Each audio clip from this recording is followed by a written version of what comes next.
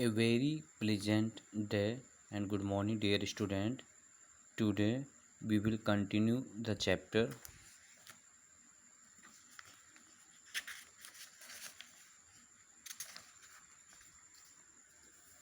Nelson Mandela Long Walk to Freedom.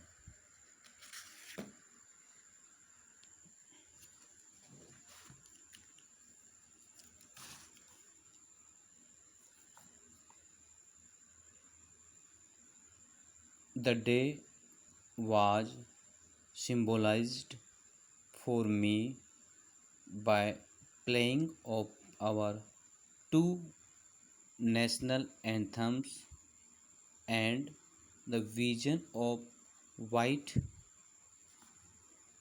singing Nkosi Sikelel e Africa and blacks singing Die Stem, the old anthem of Republic.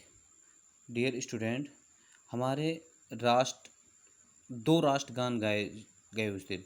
तो हमारे दो राष्ट्रगान गाए जाने के कारण उस दिन ये मेरे लिए बहुत ही सिंबलाइज, बहुत प्रतीक का दिन बन गया था।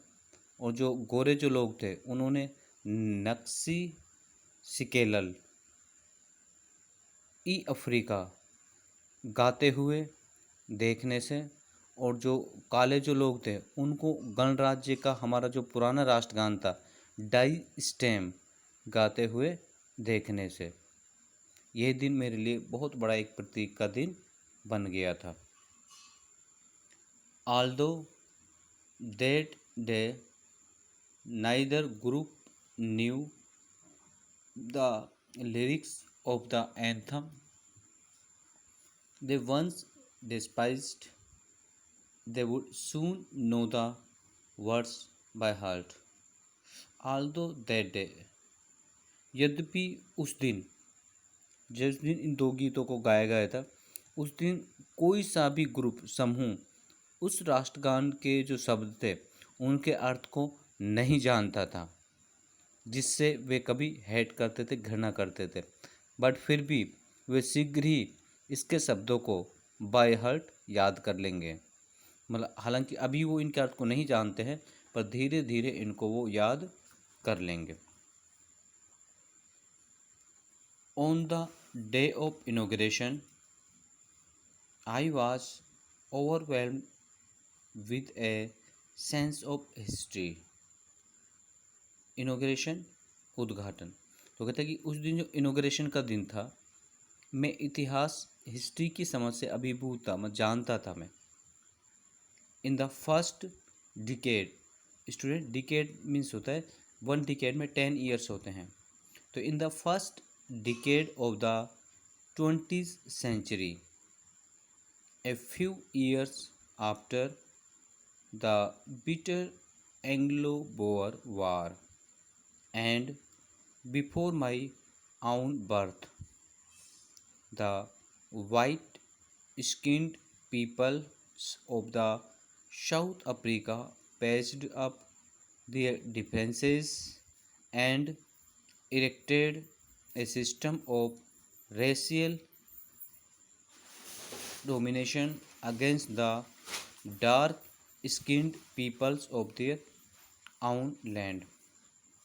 In the first decade of the 20th century, तो आगे हमें बताता है कि जो 20th सेंचुरी के जो फर्स्ट डिकेड था, प्रथम दशक में बहुत भयानक जो एंग्लो बोअर युद्ध हुआ था, उसके कुछ वर्षों बाद, और मैंने अपने जन्म से पहले दक्षिण अफ्रीका के जो गोरी चमड़ी के लोग थे उन्होंने अपने आपसी जो मतभेद थे वो दूर कर लिए थे।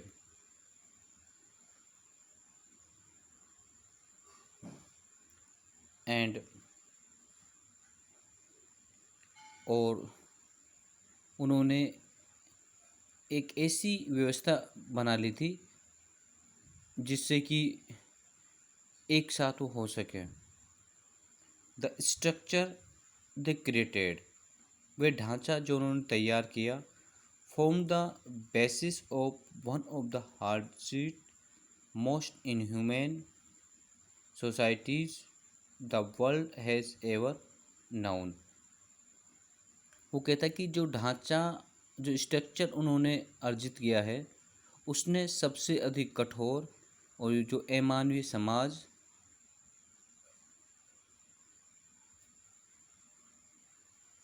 अमानवीय समाजों में से एक निरूपण का कर दिया जो संसार शायद अभी कभी नहीं जानता था।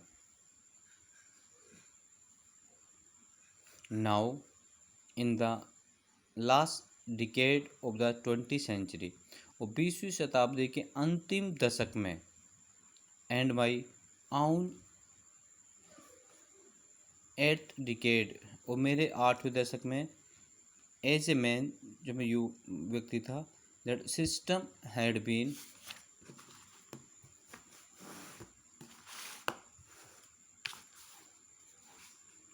overturned forever and replaced by one that recognized the rights and freedoms of all peoples regardless of the color of their skin।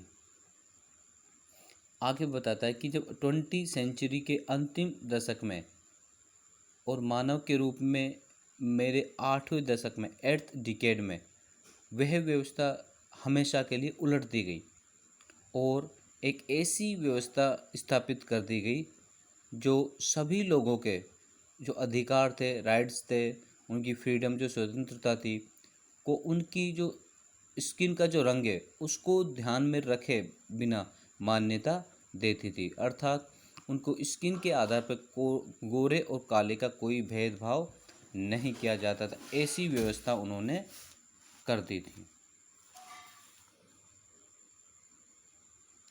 That day had come about through the unimaginable sacrifice of thousands of my people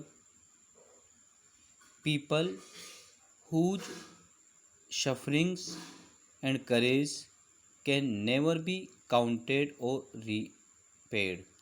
आगे कहता है that day है कम, कि यह दिन, जो आज का जो दिन आया है, यह मेरे हजारों लोगों के अनइमेजिनेबल, अकल्पनीय, जिनकी कल्पना भी नहीं कर सकते, उनके बलिदान के द्वारा आया था।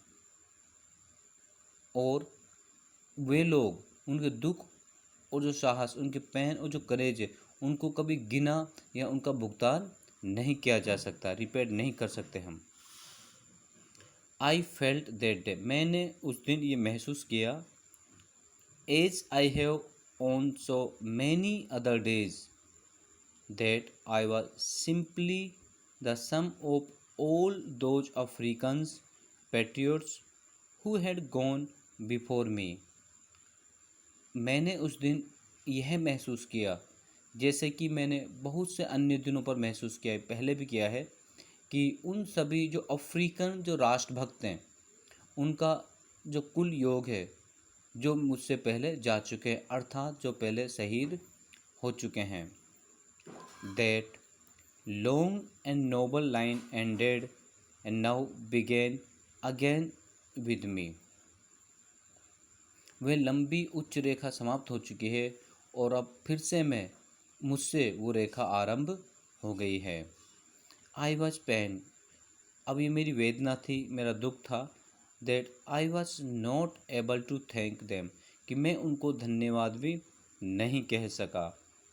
And that they were not able to see what their sacrifice had wrought, और कि वे ये देखने के योग्य भी नहीं थे, अब वो ये भी नहीं देख सकते थे कि उनके बलिदानों से क्या गढ़ा गया है, अर्थात उन्होंने अपने जीवन का जो बलिदान दिया है, वो अब उनकी मेहनत क्या रंग लेके आई है, वो भी इस बारे में नहीं जानते हैं।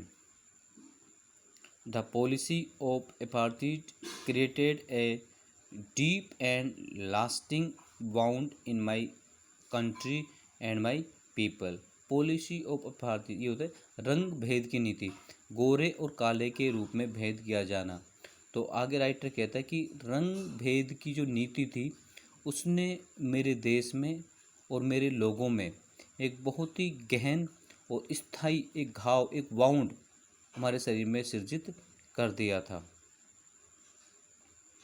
All of us will spend many years, हम सभी की अनेक वर्ष व्यतीत होंगे। इफ नॉट जनरेशंस, यदि पीढ़ियाँ नहीं तो recovering from that profound heart, इस गहन घाव को भरने में बहुत अधिक वर्ष व्यतीत होंगे, यदि पीढ़ियाँ नहीं तो कई वर्ष तो लगेंगे ही।